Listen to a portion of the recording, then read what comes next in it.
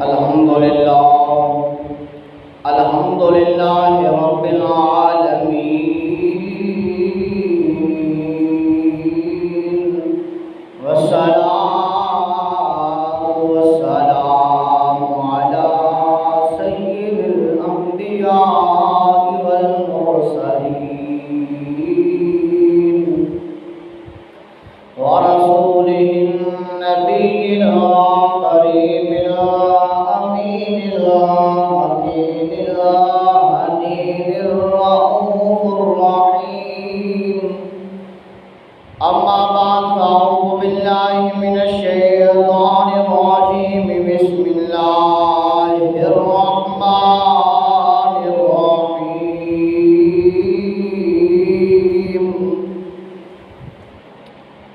لكم دينكم ولي دين.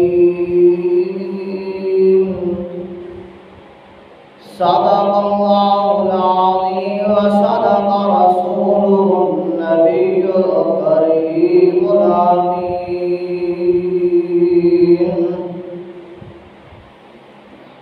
إن الله وملائكته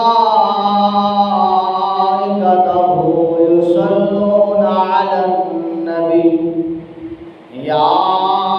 أيها الذين آمنوا صلوا عليه وسلموا تسليما.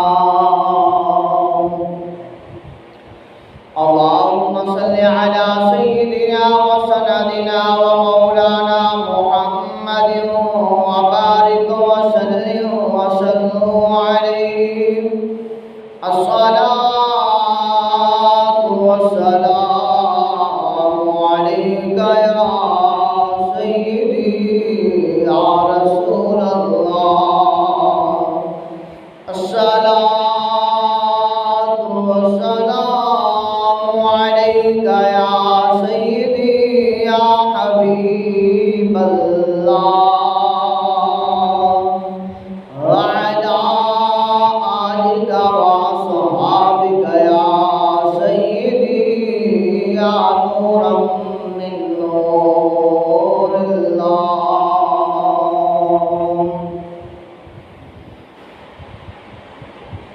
رے رحمت داتی برسا مولا، دیکھتی آساں غریباں دی ہری کر دے. تے جڑی ول سب گئی آس امید والی، تے می رحمت دا پاکے ہری کر دے. تے جڑی ول سب گئی آس امید والی، تے می رحمت دا پاک کھری کر دے. مولا مولا سمجھا مجرم ہاں، پر امتی یار دا سمجھ کے بری کر دے. تے تینوں واسطہ کربل دے کاری دا، ساڈے ساریاں دی کھوٹی قسمت کھری کر دے.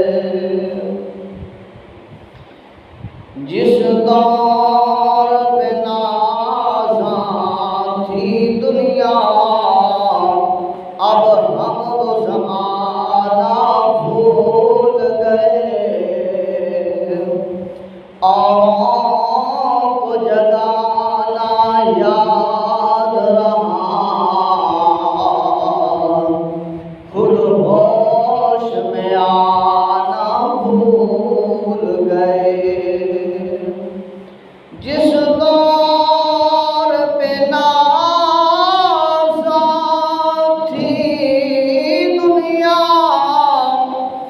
اب ہم وہ زمانہ بھول گئے. دنیا کی کہانی یاد رہی، اوپر اپنا فسانہ بھول گئے. منہ دیکھ لیا اور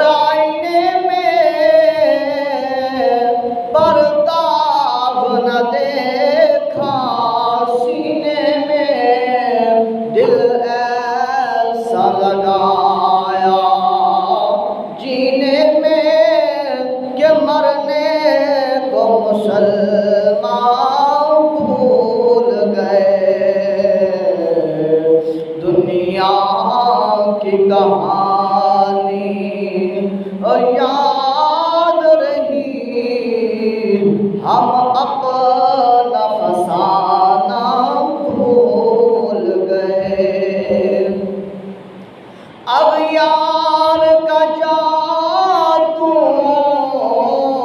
چل ہی چکا، اوے اغیار کا جادو چل ہی چکا،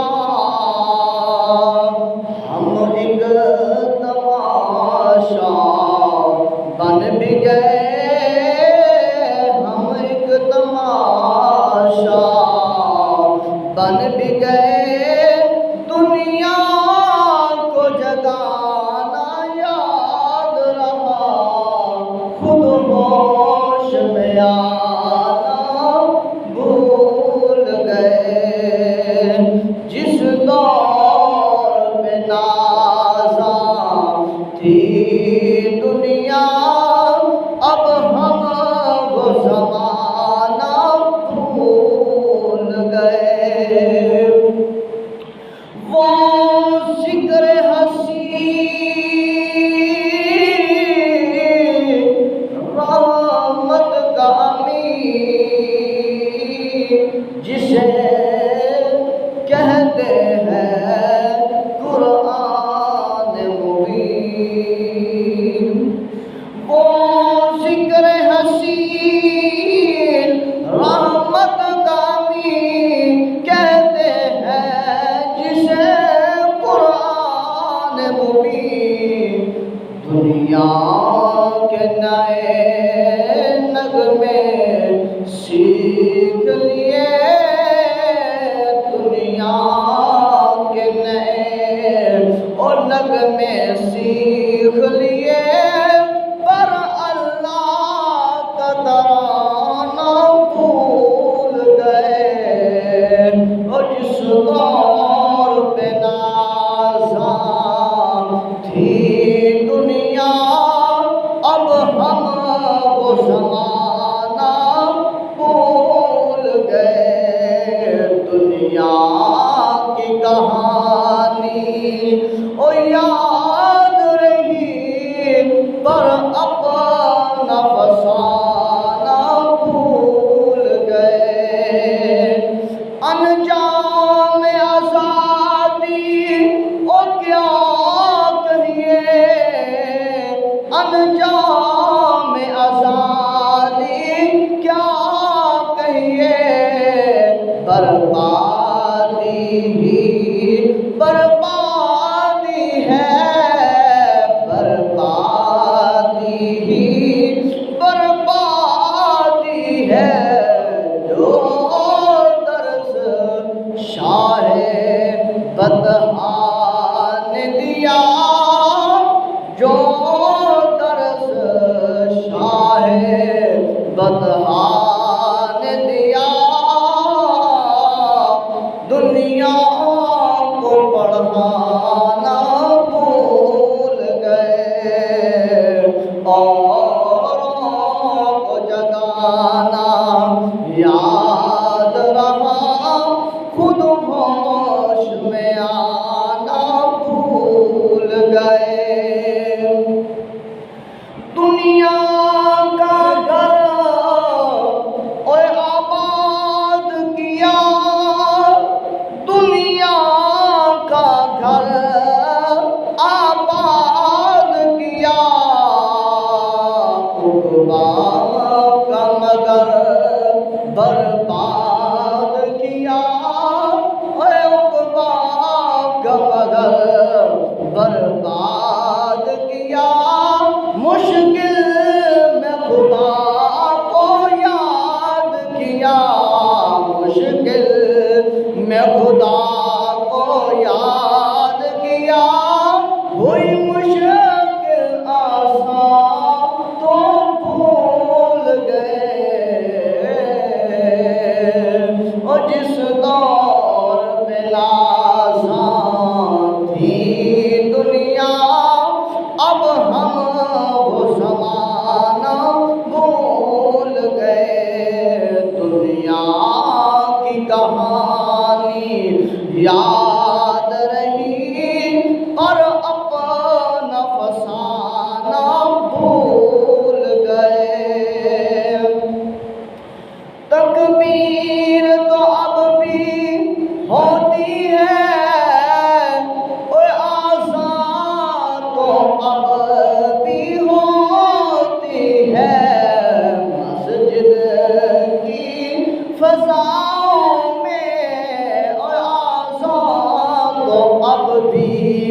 ہوتی ہے مسجد کی فضاؤں میں، پر جس ضرب سے دل ہل جاتا تھا، پر جس ضرب سے دل ہل جاتا تھا، وہ ضرب لگانا بھول گئے۔ اور جس دور پہ نازاں تھی دنیا، اب ہم وہ زمانہ بھول گئے۔ اوروں کو جگانا، اوروں کو جگانا یاد رہا، خود ہوش میں آنا بھول گئے۔ تمام دوستان اللہ وحدہ لا شریک کے لیے ہے کہ جس مالک لم یزل نے ہم سب کو پیدا فرمایا ہے۔ لاکھوں کروڑوں انگنت درود و سلام امام الانبیاء محبوب کبریا حضرت محمد مصطفیٰ احمد مجتبیٰ نور خدا صلی اللہ علیہ وآلہ وسلم کے لیے، کہ جس کے لیے اللہ وحدہ لا شریک نے ہم سب کو پیدا فرمایا ہے۔ محبوب علیہ الصلوۃ والسلام کی ذات پر درود و سلام پڑھنے کے بعد ہم دعا کرتے ہیں ان شہیدوں کے لیے جنہوں نے اللہ تبارک و تعالیٰ کی رضا کی خاطر شہادتوں کے جام نوش فرمائے، چاہے وہ مکہ المکرمہ میں ہوں، چاہے وہ میدان بدر میں ہوں، چاہے وہ میدان احد میں ہوں، چاہے وہ جنگ خندق میں ہوں، چاہے وہ غزوہ حنین میں ہوں، چاہے وہ جو ہے وہ ملک پاکستان جب بنا ایمان والوں کی شہادتیں ہوئی، انہوں نے اس وقت شہادتوں کے جام نوش کیے، ہم ان کے لیے بھی دعا کرتے ہیں اللہ تمام شہیدوں کی شہادتوں کو اپنی بارگاہ میں قبول فرمائے، اللہ ان کے درجات کو بلند فرمائے، اللہ ان کے وسیلے سے ملک پاکستان کو دن دگنی رات چگنی ترقیاں عطا فرمائے، اللہ ان شہیدوں کے صدقے ان کے خون کے ہر قطرے کے بدلے کریم خدا پاکستان میں رہنے والا ہر ایمان والا بندہ مومن اور عورت سبھی کی کریم اللہ حفاظت فرمائے، اور سبھی کی دعاؤں کو اللہ اپنی بارگاہ میں شرف قبولیت عطا فرمائے۔ سامعین محترم، یہ ملک پاکستان جو معرض وجود میں آیا، اس کے لیے بڑی قربانیاں دی گئی ہیں۔ یہ اللہ رب العزت کی انعام کرتا ایک نعمت ہے جو اللہ رب العزت نے اپنے بندوں کو عطا فرمائی ہے۔ یہ ملک پاکستان جس میں آج ہم زندہ سانس لے رہے ہیں، نماز پڑھتے ہیں، قرآن پڑھتے ہیں، تلاوت قرآن کرتے ہیں، تلاوت قرآن سنتے ہیں، اذان دیتے ہیں، اذان سنتے ہیں، اور جو ہے دین حق کا پیغام دیتے ہیں، دین حق کا پیغام سنتے ہیں۔ یہ جو ملک پاکستان ہے یہ اللہ تبارک و تعالیٰ کی عطا کردہ نعمت ہے۔ اب اس کو لانے کی وجہ کیا تھی؟ ملک پاکستان ایک علیحدہ ملک بنانے کی وجہ کیا تھی؟ ملک پاکستان الگ طور پر کیوں ایسا ملک بنایا گیا جس میں جو ہے وہ طرح طرح کے لوگ آئے؟ ایسا ملک بنانے کی وجہ کیا تھی؟ تو وہ تھا دو قومی نظریہ، وہ تھا نظریہ جو پیش کیا گیا کہ اس نظریے کے مطابق ایک الگ وطن ہونا چاہیے، الگ ملک ہونا چاہیے، الگ پہچان ہونی چاہیے، الگ کنٹری ہونی چاہیے، الگ وطن ہونا چاہیے، جہاں پر پر ایمان والے ایمان والیاں اللہ تبارک و تعالیٰ کی عبادت کر سکیں۔ جہاں پر بندہ نماز پڑھنے کے لیے جا رہا ہے تو اسے کوئی روکنے والا نہیں ہو۔ جہاں پر عورت پردے کی حالت میں بازار جا رہی ہے، کسی کام کے غرض سے جا رہی ہے، تو کوئی اس کے پردے کو جو ہے وہ روکنے والا نہ ہو، پردے کو ہٹانے والا نہ ہو، اس کی چادر کو کھینچنے والا نہ ہو، اس کی عزت کو لوٹنے والا نہ ہو، بلکہ اس کی عزت کی حفاظت کرنے والا ہو۔ یہ دو قومی نظریہ جس کی بنیاد پر ملک پاکستان بنایا گیا وہ یہ تھا کہ ہندو ایک الگ قوم ہے، ان کا رہن سہن، ان کا طور طریقہ، ان کا اٹھنا بیٹھنا، ان کا چلنا پھرنا، ان کا سونا جاگنا، ان کی خوشی غمی، وہ ایک الگ ہے۔ جو مسلمان ہے، جو مومن ہے،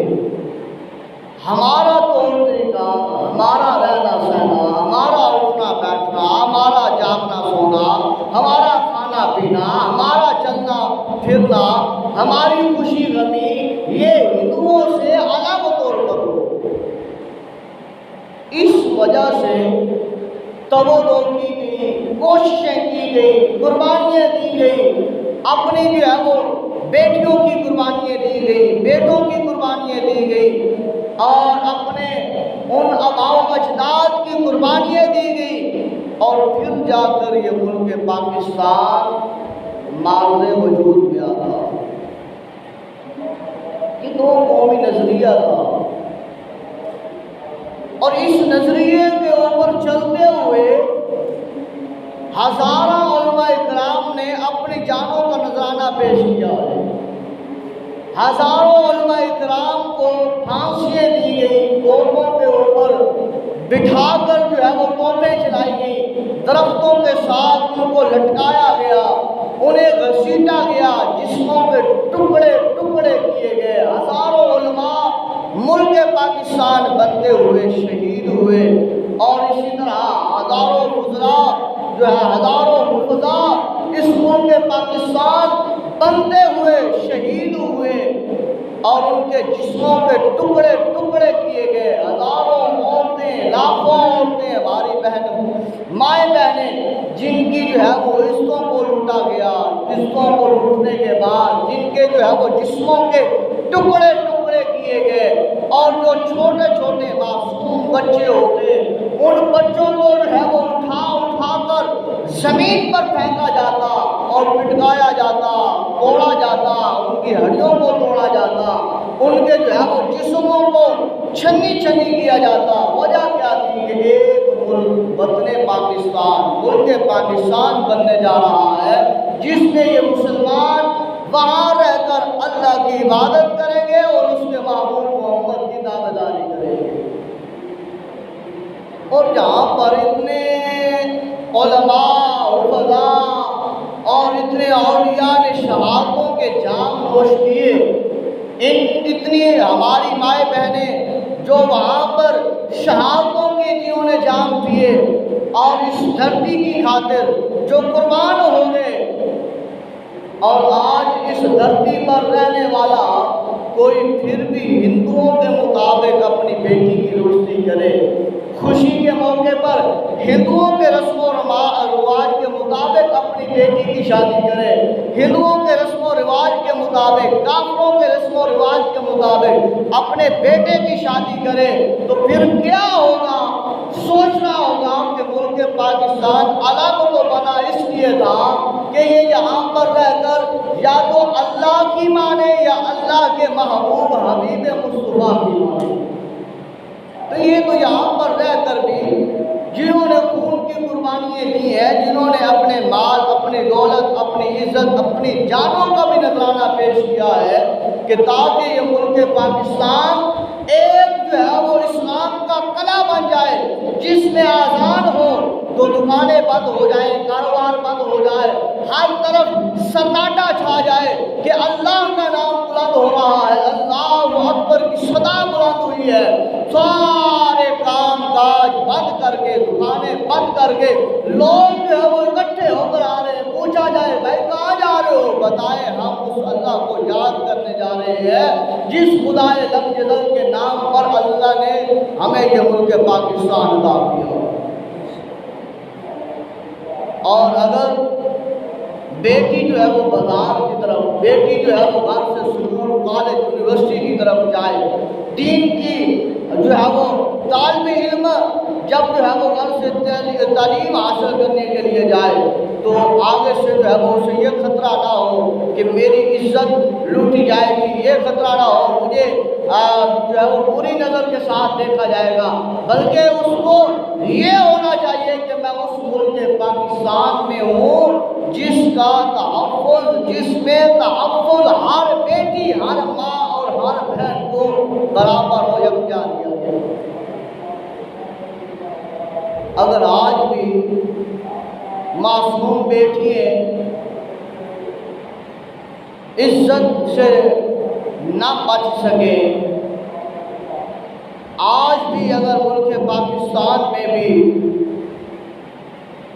لوگ نماز کے وقت اپنے کاروبار بند کر کے اللہ تبارک و تعالیٰ کی پاک بارگاہ میں بندگی کرنے کے لیے، اس خدا کو یاد کرنے کے لیے، اس کا شکر ادا کرنے کے لیے نہ آئے، آج بھی اگر بیٹے بیٹیاں خوشی کے موقع پر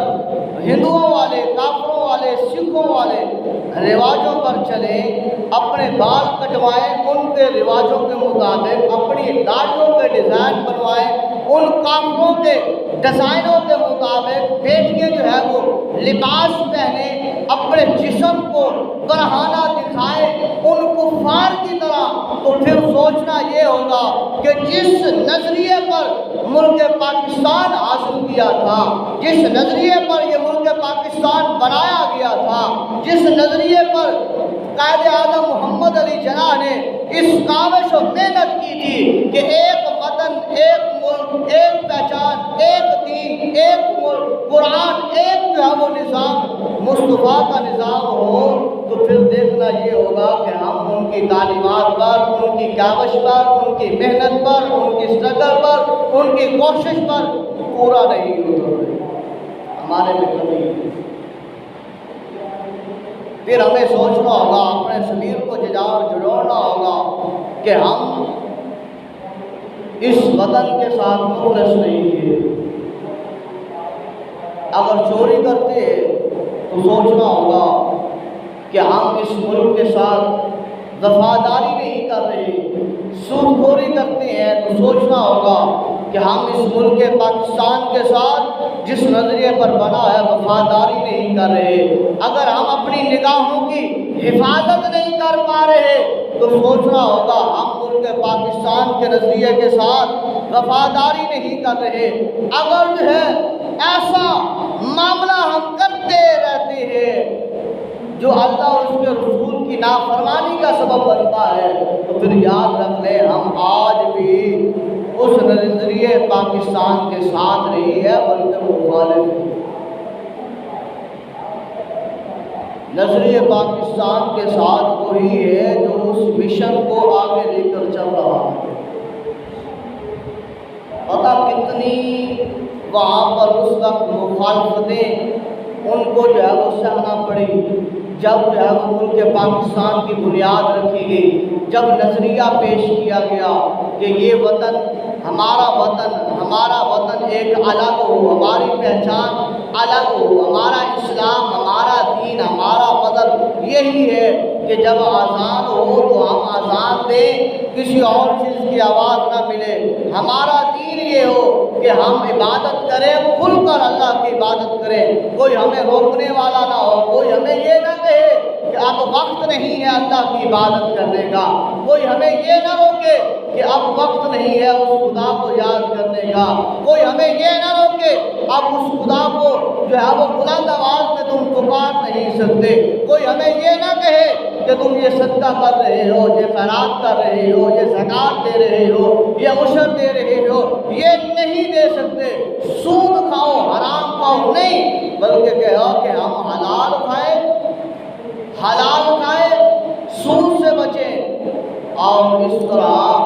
بالکل ایک ایسا مذہب مہذب معاشرہ بنا کر ایسا جئیں کہ صرف صرف اور صرف اللہ وحدہ لا شریک کی عبادت کرتا ہے۔ ٹھیک تو ہے، جنہوں نے اس نظریے کے اوپر کام کیا ہے وہ اگر ڈاکٹر محمد اقبال رحمۃ اللہ علیہ ہو، یا کہ قائد اعظم محمد علی جناح رحمۃ اللہ علیہ ہو، یا پیر سید جواد علی شاہ رحمۃ اللہ علیہ ہو، یا دیگر بڑے بڑے اکابرین ہوں، یہ انہیں پتہ ہے کہ ہم نے کتنی محنت کے بعد اس ملک پاکستان کو آزاد کیا، اس نظریے پر کتنی مخالفتیں ہوئی ہیں۔ قائد اعظم محمد علی جناح رحمۃ اللہ علیہ کے بارے میں آتا ہے، جب آپ اس نظریے کو لے کر آگے چلتے ہیں کہ تاکہ ملک پاکستان وجود میں آئے، ایک الگ طور پر سلطنت ہو جس میں اللہ وحدہ لا شریک کی بادشاہت، محبوب علیہ السلام کی تابعداری و فرما برداری کا ایک کھلا جو ہے وہ انداز میں معاملہ ملے کہ لوگ جو ہے وہ اس خدا کو بھی کھلے انداز میں یاد کر سکیں، اس کے محبوب کی تعلیمات پر بھی کھلے انداز میں عمل کر سکیں۔ تو بمبئی میں ایک بہت بڑے مجمع میں جب قائد اعظم محمد علی جناح رحمۃ اللہ علیہ آپ بیان کر رہے تھے، آپ فرما رہے تھے کہ لوگوں،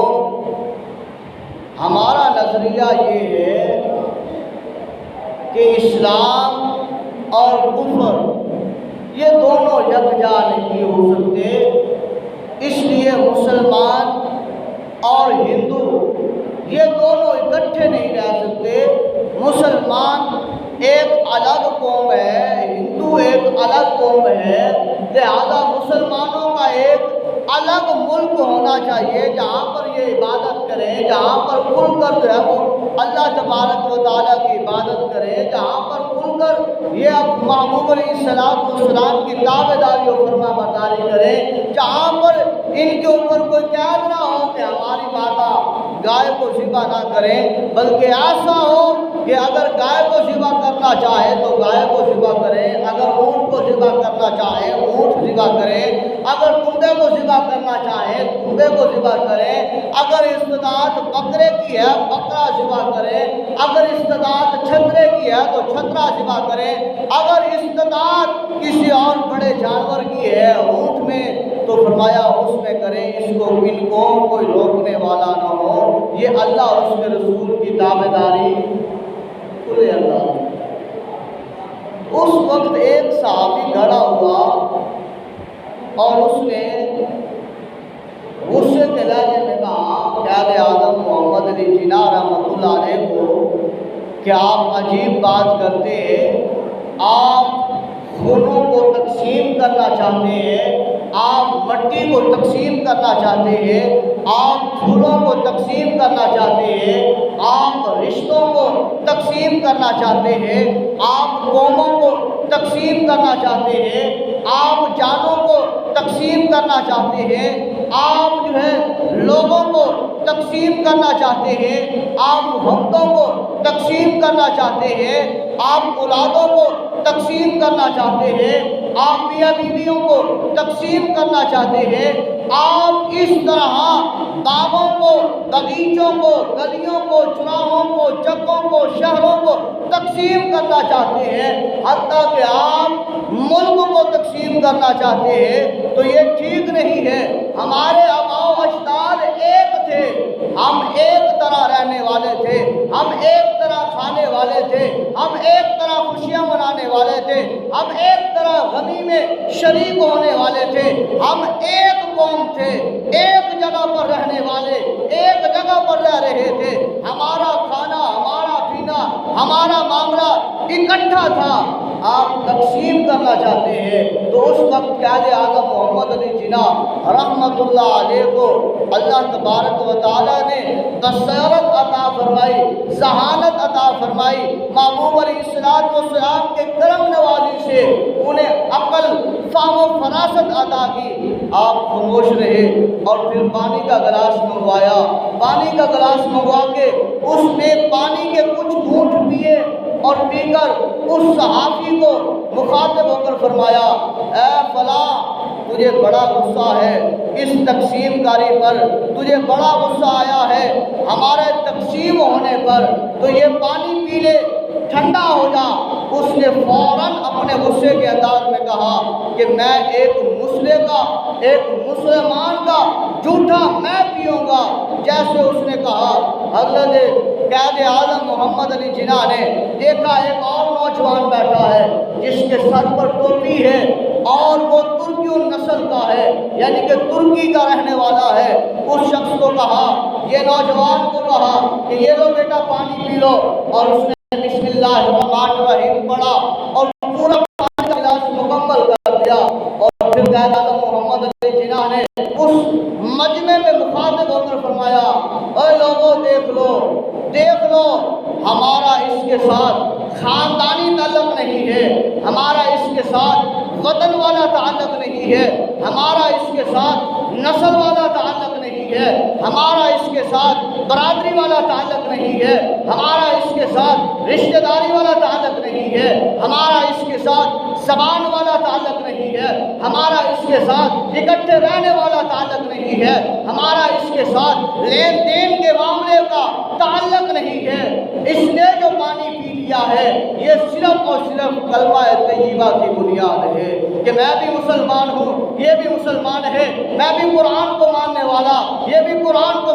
ماننے والا، میں بھی قرآن کے ماننے کے ساتھ ساتھ محبوب رحمان کو ماننے والا، یہ بھی محبوب رحمان کو ماننے والا، میں بھی حرم پاک کی تعظیم کرنے والا، یہ بھی حرم پاک کی تعظیم کرنے والا، میں بھی قرآن کا ادب کرنے والا، یہ بھی قرآن کا ادب کرنے والا، میں بھی نماز پڑھنے والا، یہ بھی نماز پڑھنے والا، میں بھی شریعت محمدی کا پیروکار، یہ بھی شریعت محمدی کا پیروکار۔ بس اس میں اور ہمارے میں فرق یہ ہے، ہم مسلمان ایک ہیں، ہمارا کھانا ایک ہے، ہماری خوشی ایک ہے، ہماری غمی ایک ہے، ہماری تکلیف ایک ہے، ہمارا درد ایک ہے، ہماری مصیبت ایک ہے، ہمارا چلنا ایک ہے، ہمارا بیٹھنا ایک ہے۔ ہم رنگ میں، نسل میں ہمیں فرق نہیں سکھایا گیا، قوم میں ہمیں فرق نہیں سکھایا گیا، بلکہ ہمیں ہمارے مذہب نے، ہمارے دین نے یہ بتایا ہے، اتقاکم، تم میں سے بہتر وہ ہے جو عبادت کے لحاظ سے زیادہ اللہ کے ہاں پاکیزہ ہے، متقی ہے۔ لہذا بتا، تیرے ساتھ میرا گزر بسر، میرے مسلمان بھائیوں کا، مسلمان بہنوں کا، مسلمان ماؤں کا کیسے ہو سکتا ہے کہ تیرا طریقہ، تیرا کھانا، تیرا پینا، تیرا بیٹھنا، تیرا اٹھنا اور ہے، ہمارا کھانا، ہمارا پینا، ہمارا بیٹھنا، ہمارا چلنا، ہمارا سونا ہمارا اور ہے، تیری خوشی اور ہے، ہماری خوشی اور ہے، تیرا غم اور ہے، ہمارا غم اور ہے۔ فرمایا اگر صرف اور صرف اکٹھے رہنے کی بات ہوتی تو اللہ اپنے محبوب کو مکہ چھوڑنے کا نہ فرماتا۔ ابو لہب حضور کا چچا تھا، لیکن حضور علیہ السلام نے یہ نہیں فرمایا کہ تیرا اور میرا دین ایک ہے، بلکہ حضور علیہ السلام کے قلب اطہر مبارک پر قرآن نازل ہوتا ہے، فرمایا لکم دینکم ولی دین۔ اے محبوب آپ انہیں فرما دیں تمہارے لیے تمہارا دین اور ہے، میرے لیے میرا دین اور ہے۔ چاہے سکا چاچا ہے، لیکن جب دین کی بات آئی تو دھتکار دیا، دین کی بات آئی تو چھوڑ دیا، دین کی بات آئی تو اس کو ترک کر دیا۔ تعلق نہیں ہے، لیکن جب دین کی بات آئے وہ دین والا ہو اور سفر کر کے آئے اتنا لمبا، بکتا بکاتا آئے، غلام در غلام بنتا آئے، اور پھر بکتا بکتا بکتا شہر مکہ میں پہنچے اور وہاں پر بھی غلامی کر رہا ہو، لوگوں کی کھجوریں توڑ رہا ہو، لوگوں کی بکریاں چرا رہا ہو، لوگوں کی جو ہے وہ آٹے پیس رہا ہو، اور ہاتھوں کے اوپر چھالے بن جائیں اور جو ہے وہ جسم جگہ جگہ سے زخمی ہو جائے، بال جو ہے وہ بکھر جائیں اور حالت بدل جائے، پر جب حضور کا غلام بن جائے، دین مطہرہ پر آ جائے، تو پھر حضور علیہ السلام اس کے لیے فرما دیتے ہیں سلمان منا اہل البیت، فرمایا سلمان اب تو کوئی اور نہیں ہے بلکہ تو میرے گھر میں سے ہے، میری اہل بیت میں سے ہے۔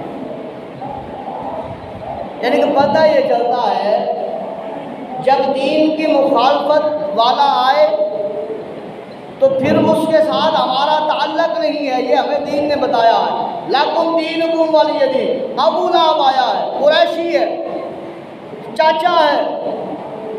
ابو لہب کے بیٹے عتبہ عتیبہ بھتیجے ہیں، کزن ہیں، پر فرمایا نہیں تمہارا دین تمہارے لیے ہے، میرا دین میرے لیے ہے۔ ابو لہب کی بیوی چچی ہے، فرمایا نہیں تمہارا معاملہ، تمہارا دین، تمہارا طریقہ، تمہارا رہنا، تمہارا سہنا، تمہارا چلنا، تمہارا بولنا وہ تمہارے لیے ہے، میرا طریقہ، میرا بولنا، میرا چلنا، میرا بیٹھنا اس اللہ کے لیے، اس دین کے لیے ہے، تمہارا میرا تعلق نہیں۔ تعلق کس کے ساتھ ہے؟ دین کے ساتھ۔ اور جب غلام آتا ہے، سلمان فارسی فارس سے آ رہا ہے، بکتا بکاتا آ رہا ہے، غلامی کرتا آ رہا ہے، کبھی عیسائی پادری کی غلامی کر رہا ہے، کبھی یہودی پادری کی جو ہے وہ غلامی کر رہا ہے، کبھی بکریاں چرا رہا ہے، کبھی غلام بنتا بکتا وہاں مکہ پر پہنچ رہا ہے، لیکن جب حضور کا غلام بنتا ہے تو حضور فرماتے ہیں کہ لہب ابو لہب ہمارے میں سے نہیں ہے، اور اے سلمان اہل بیتی تو میرے گھر والوں میں سے ہے۔ اور اسی طرح حبشی غلام حضرت بلال حبشی کو دیکھ لیجئے تو کس جگہ سے حبشہ سے آ رہے ہیں، شکل و صورت کیسی ہے، لیکن محبوب علیہ السلام کی جب غلامی اختیار کرتے ہیں، جب دین متین کے پر چلتے ہیں، جب زبان سے صدا بلند کرتے ہیں لا الہ الا اللہ، اگر کوڑے مارے جائیں تو بلند آواز سے کہتے ہیں لا الہ الا اللہ، اگر کوئلوں پر لٹایا جائے تو کہتے ہیں لا الہ الا اللہ، اگر ریت گرم پر گھسیٹا جائے تو پھر کہتے ہیں لا الہ الا اللہ۔ صدا بلند یہی ہوتی ہے، اگر گلے میں رسی ڈال کر گھسیٹا جائے تو کہتے ہیں لا الہ الا اللہ۔ اگر بڑے بڑے پتھر اگر جسم پر رکھے جائیں، ٹانگوں پر، سینوں پر، چہرے پر رکھے جائیں، مارے جائیں، زخمی کیا جائے، لو لہان کیا جائے، لیکن کہتے ہیں لا الہ الا اللہ۔ بے ہوش کیا جائے، جب بے ہوشی کے بعد ہوش آتا ہے تو زبان پر یہ نہیں آتا کہ ہائے مجھے پانی پلا دو، ہائے مجھے یہ بتا دو کہ میرے گھر والے کیسے ہوں گے، ہائے مجھے بتا دو میں کس جگہ پر موجود ہوں، نہیں، بس زبان پر بے ہوشی کے بعد جب ہوش آتا ہے تو زبان پر جو ترانہ ہوتا ہے وہ یہی ہوتا ہے لا الہ الا اللہ۔ جب کہا جاتا ہے محمد رسول اللہ کو چھوڑ دیں تو حضرت بلال حبشی کہیں کہ میں اپنے جسم کے ٹکڑے ٹکڑے تو کروا سکتا ہوں، لوگوں اگر کینچیوں کے ساتھ میرے جسم کی کھال کے ٹکڑے ٹکڑے کر دو، میری زبان کو کاٹ دو، میرے جسم کے اعضاء کو کاٹنا چاہو تو کاٹ دو، پر میں اس زبان سے نہ لا الہ الا اللہ کے ترانے کو چھوڑ سکتا ہوں، نہ میں محمد رسول اللہ کے ترانے کو چھوڑ سکتا ہوں، نہ میں اس ہاتھ سے محمد رسول اللہ کے دامن کو چھوڑ سکتا ہوں۔ تو پھر حضور کیا فرماتے ہیں، بلال بلال تیرا حسن اللہ نے جنت کی حوروں کو بانٹا ہے۔ پھر محبوب کیا فرماتے ہیں، بلال تو زمین پر چلتا ہے، تیرے چلنے کے قدموں کی آواز جنت میں سنائی دیتی ہے۔ پھر حضور کیا فرماتے ہیں فتح مکہ کے بعد کہ اے بلال آج سن ذرا، جب کوئی بھی نماز پڑھے اذان دے گا قیامت تک سارے حرم پاک کی طرف منہ کر کے اذان دیں گے، حرم پاک کی طرف منہ کر کے نماز پڑھیں گے۔ اے بلال آج پھر ہم نے تجھے یہ عزت عطا کی ہے کہ آج تو جو ہے وہ کعبے کی چھت پر چڑھ جا اور نام خدا کو بلند کر اور عرض کریں بلال یا رسول اللہ جب میں مدینہ میں اذان دیتا تھا، یا رسول اللہ جب میں میدان بدر میں اذان دی، جب میں نے میدان احد میں اذان دی، جب میں نے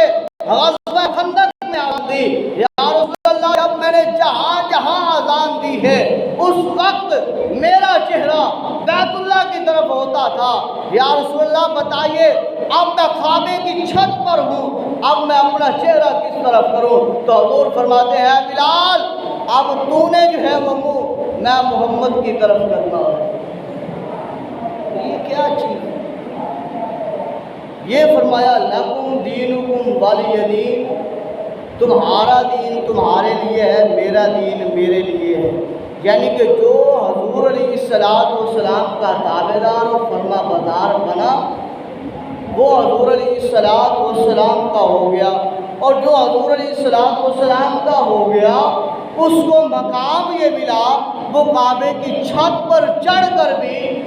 محبوب کے چہرے مبارک کی طرف دیکھ کر اس خدا کو پکار رہا ہے۔ تو یہ نظریہ پاکستان یہ بھی اسی بنیاد پر تھا کہ تم یہاں پر رہ کر اس خدا کو یاد رکھنا ہے، اس خدا کے محبوب کی شریعت پر عمل پیرا ہونا ہے۔ اس میں جو آئین تھا، جو قانون ہونا تھا، اس کا بھی یہی تھا کہ وہ رسول اللہ صلی اللہ علیہ وسلم کی تعلیمات کے مطابق ہونا چاہیے۔ قرآن اور نبی کے فرمان اس کے مطابق یہ نظام ہونا چاہیے۔ اس وجہ سے انہوں نے اپنی جانوں کا نذرانہ پیش کیا۔ آج لوگ لڑتے ہیں تو سیاست دانوں کے لیے لڑتے ہیں، آج مرتے ہیں تو سیاست دانوں کے لیے مرتے ہیں۔ یہ نہیں سوچتے، یہ نہیں سمجھتے کہ ہم یہ تو دیکھیں کہ ملک پاکستان بنا کس وجہ سے تھا،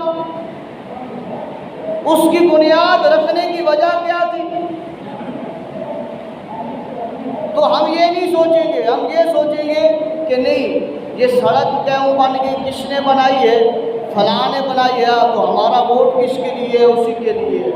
یہ کھمبا لگوایا ہے، فلاں نے لگوایا ہے، ہمارا ووٹ کس کے لیے، اس کے لیے نہیں۔ بلکہ ایسا نہیں دیکھنا چاہیے، ایسے نہیں لڑنا چاہیے کہ فلاں جو ہے وہ ٹھیک ہے، فلاں غلط ہے، نہیں، بلکہ یہ دیکھیں کہ یہ ملک پاکستان بنا ہے کلمے کی بنیاد پر،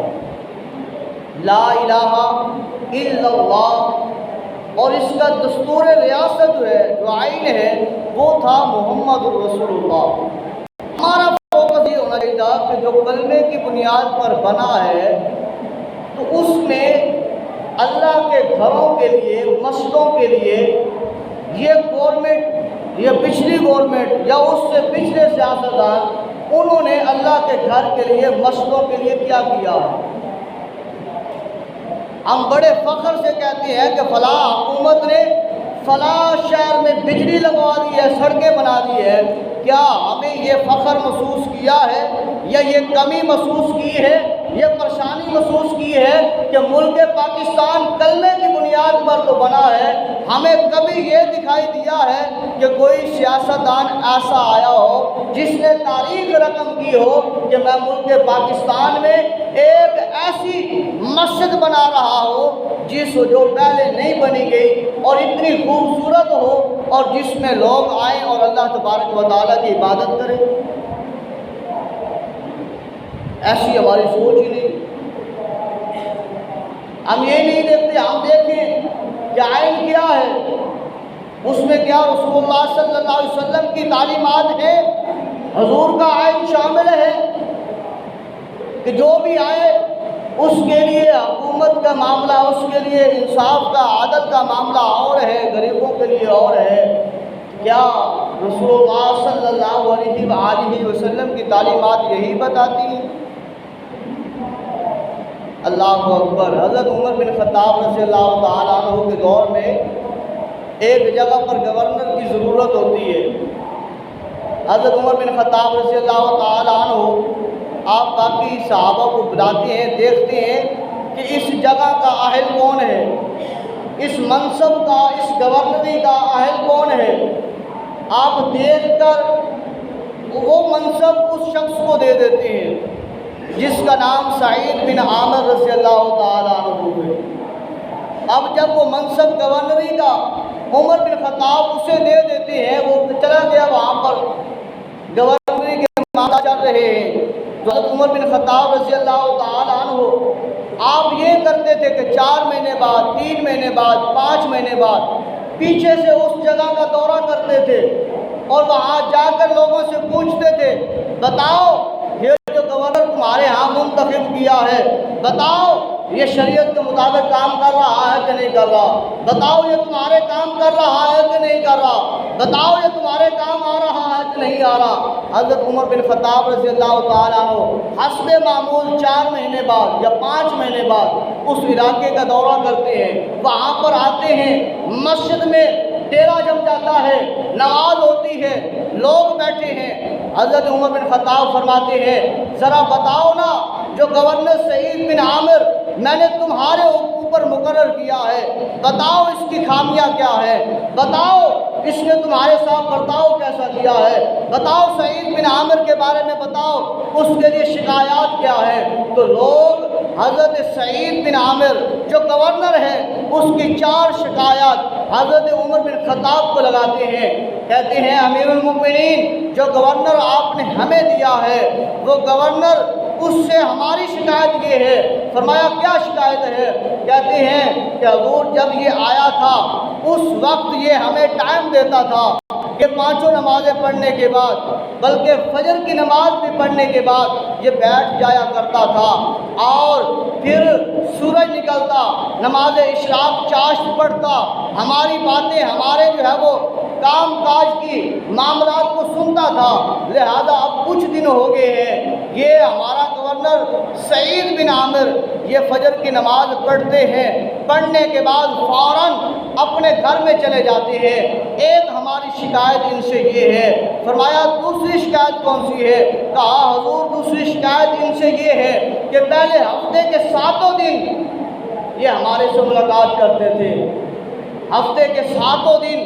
ہم ان کو مل سکتے تھے،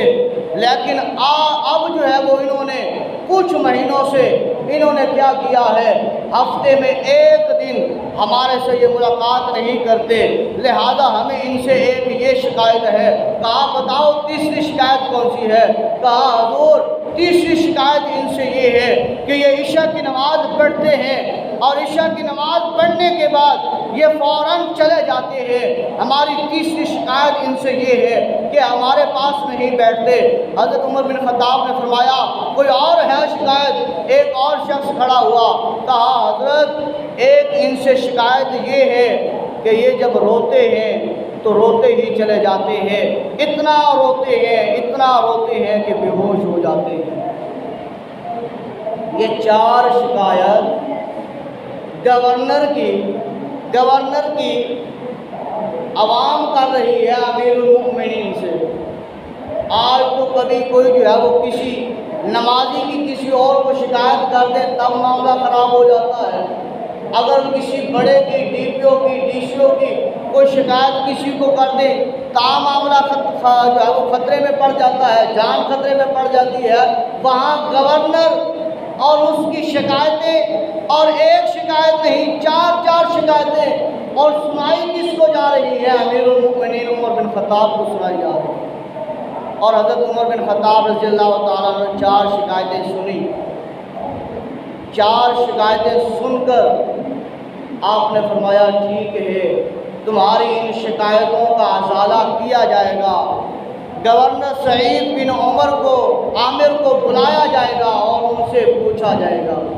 اللہ کی پاک بارگاہ میں دعا کرتے ہیں کریم خدا ہم سب کو عمل کی توفیق عطا فرمائے۔